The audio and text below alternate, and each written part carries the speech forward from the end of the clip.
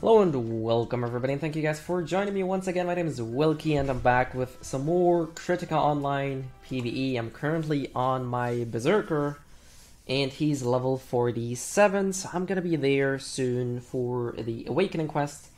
And then we're gonna take a bit of a more in-depth look, or I guess not really in-depth look, just a bit of a more closer look at what Berserk is all about. Personally, I don't really like the class that much. Like, he's fun to play, he has a few mechanics that are really cool. But some others, generally, as I said in one of the other videos, rage mechanic is really not something I like that much. So I don't think I'll be playing Berserk in open beta or launch. But it was definitely good to try out the class. And yeah, we got some more fancy XP boosts for the stress test.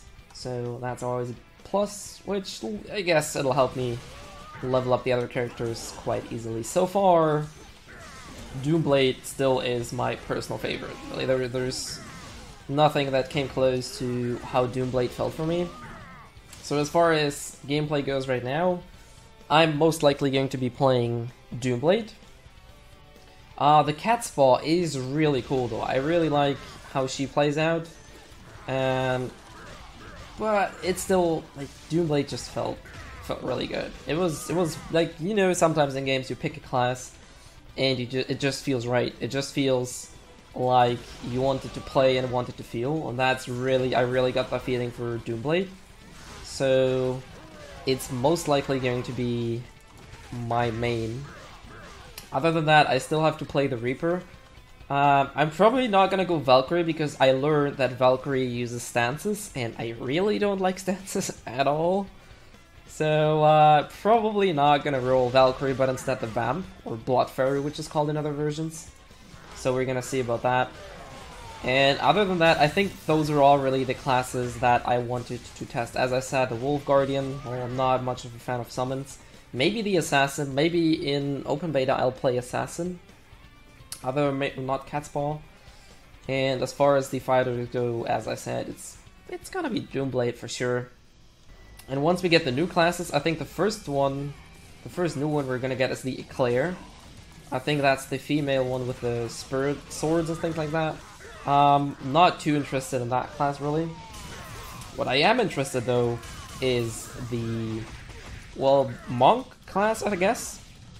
And I think the advanced classes were called Galaxy Lord and some other Lord. But I think that might be a class that I actually want to check out because I really do like fist combat or like unarmed combat. And Monk definitely seems to be going into that route, so yeah. That's probably one of the classes that I'll give a shot. However, it's currently not going to be available, and I don't think we will have that class in open beta either. So there's that. Berserk is gonna be, and I did get this fancy legendary sword as drop, so just upgraded it. I usually go for the long swords because I prefer attack speed. Then again, as a Berserk, I'm not sure how much of a difference it's gonna make, or personally, in general, I don't really know how important attack speed is, at least in PvE. I think in PvP, attack speed is probably gonna be one of the most vital stats to basically get the attack out before the enemy does. But obviously there might be classes like Berserk, he has a lot of super armor or like ultra state, so there might not be that much of a need for attack speed, but I assume it's never bad to focus on attack speed rather than on other stats. I did use some of my scrolls to sort out the RNG systems and basically get a bit of a feel how things going, and I'm not entirely sure how many stats there are possible or you're possible to roll. So before closed beta, I'll definitely give a bit of a more shot on a low level item so I don't use too many of these scrolls, because I want to see how important those stats are going to be and what you can potentially get. Because these scrolls, while you get quite a few of them here and there, re-rolling these stats seem to be quite tedious, especially since you don't really have any guarantee as to what stat is going to be there. However, when using the scrolls to completely reroll, like not reroll the numeric value, but completely erase the stat and replace them with new ones, you can use more scrolls, or an additional amount, to lock certain stats. So, for example, like if you have a stat like additional attack speed, additional damage, or something like that, and you want to keep that, you can spend an additional amount of scrolls, and what that'll do is that will allow you to keep certain stats and only reroll the other ones you do not want. So eventually you'll get the stat you want. However, that seems to be quite RNG-y, if you want to call it that way. Then again, I do not know how important these stats are going to be. For PvP, I assume once we get the patch that balances things and takes gear out of PvP, I don't think it's going to be playing much of a role. For PvE though, however, I think certain stats are drastically better than others. So far, I still have to learn about the elemental system of how important that is, because, well, honestly, so far I haven't done too much about the charms and the elements. Like, you get these gems, soul gems, which will basically either boost some of your damage, and then you have the damage types like slash damage, pierce damage, crushing damage, and then you also have the elemental damage types, which is like darkness, fire, lightning, and stuff like that. And so far, I do not entirely know how important these stats are for PvE or PvP. So that's definitely something I have to take a look at. And I did figure out, or not figure out, but I did play around a bit with the outfit system. And as far as I'm concerned, buying an outfit from the cash shop is literally just going to take away the process of getting the gear initially. Because you can get the gear, or like not specific gear, at least not right now, but you can just get gear, random boxes for each part from the Kagerfield guy, which is like the fashion, I'm not sure what the exact name of the fashion NPC is, but he's basically going to allow you to use your badges to unlock more outfits, get more sigils and things like that. And apparently the stats on all of these outfits are the same, so it does not make any difference if you get an outfit from the cash shop or if your outfit is just basically clamped together from in-game stuff. I suppose the only real benefit you get from getting a outfit from the cash shop is the sole fact that you get to choose what outfit you want. You get full 9 parts at the same time, and you basically have the free choice of what you want to get, which obviously is going to be different if you're going to get for the random boxes. But I assume there's going to be events later on, especially if you have the Founders Pack, you're basically going to get the Founder, the Dark Armor or something. We still have to see how it actually looks like in-game. And if I don't really like it, I'm probably just going to go for the purple suit again, because I really like the purple suit on my Doomblade. I really think it looks good. And it makes the fighter look less bulky, because, well, Doomblade, it doesn't fit really. It's like a fast, mobile, and agile class, but fighters in general are like super massive, like they're hulking tanks. I mean, look at this guy's arms. Like, it doesn't look like a very graceful and fast class, but with the suit, it takes a bit away of the bulkiness, and they don't look that buff, and I really like that. And I'm not sure, like the art style we've seen from the armor, you can see that in the, if you go to the EMP store, like that's probably how it's going to be looking like. But we still have yet to see how it exactly is going to be looking like in-game. So maybe that's the outfit I'm going to be wearing.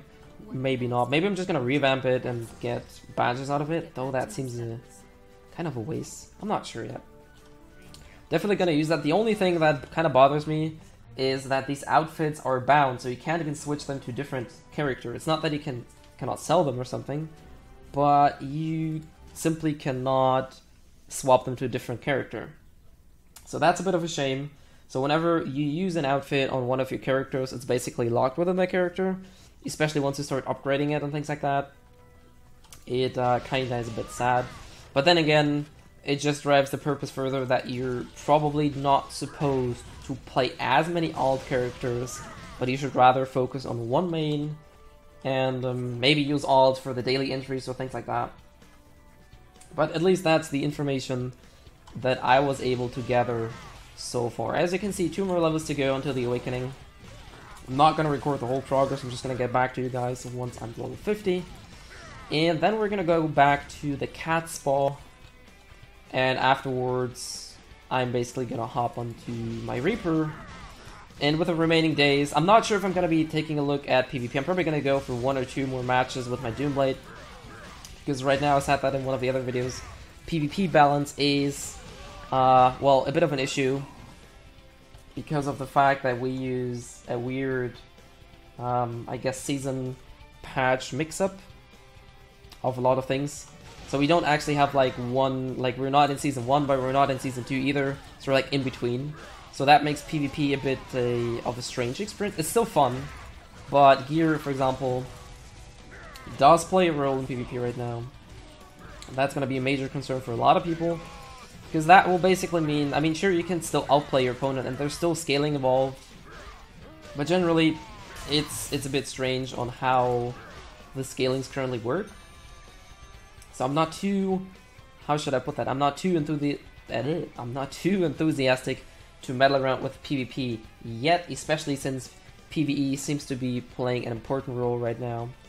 But I'll definitely give it a shot, and once we're in open beta, or once things, I guess, normalize a bit, or we figure out how drastic gear and gear differences are going to affect PvP, I'm probably going to give you guys an update, and I'll probably figure out how important gear is right now in PvP. Other than that, apparently it's Season 3, and we're, as far as the information I received from one of the players, or from a bunch of players that played on the C servers, that we're currently between Season 1 and 2, and like partially on the way to Season 3, so we're having a very strange PvP balance at the moment. But then again, there is always subject to change. That's also part of the closed beta test, to whittle out and see how good or bad things are playing out. Generally, as I said, closed beta is working really well so far. I took a bit of a step back, as I said. I haven't played on my Doomblade for 4 or 5 days now. I even stopped doing the daily dungeons because I don't think there's any point in doing that, because it's just a daily dungeon, really. It's not something that you have to learn, because it's very straightforward. All you do is the daily dungeon and collect some of the materials in order to collect better gear in the long run. So other than that, whoops, I missed. Rude. Other than that, there's not too much new information that I am able to give you at this point. Once there's something, as I said, once there's release dates and things like that, I do get the question quite a lot if you're gonna keep your stuff from closed beta, and with the exception of one game, every game I played so far has wiped their closed beta progress, and it's the same for Kritika Online. So everything you're gonna be farming, achieving in closed beta is gonna get wiped. However, there are certain thresholds. If you reach certain levels, I'm gonna take a look at it if I find it.